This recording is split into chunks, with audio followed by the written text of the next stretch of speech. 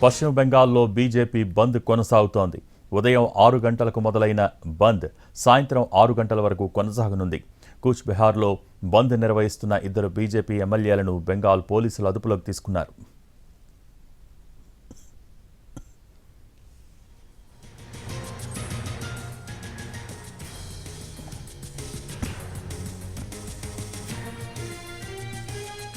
కోల్కతాలో డాక్టర్ హత్యాచార ఘటనకు నిరసనగా బీజేపీ బంగ్లా బంద్కు పిలుపునిచ్చింది.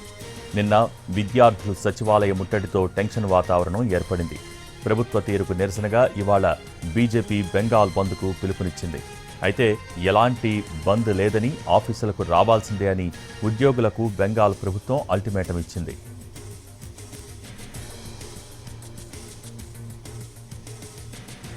నిందితుడిని కఠినంగా శిక్షించాలని డిమాండ్ చేస్తూ వైద్య విద్యార్థులు, స్టూడెంట్ యూనియన్లు కొన్నేళ్లుగా చేస్తున్న ఆందోళనలు ఉధృతమవుతున్నాయి.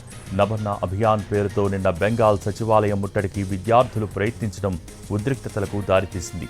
పోలీసులు అడ్డుకోవటం, లాఠీచార్జ్ చేయటం, వాటర్ కెనాల్ను ప్రయోగించడంతో టెన్షన్ వాతావరణం ఏర్పడింది. సీఎం మమతా బెనర్జీ రాజీనామా చేయాలని బీజేపీ డిమాండ్ చేస్తోంది.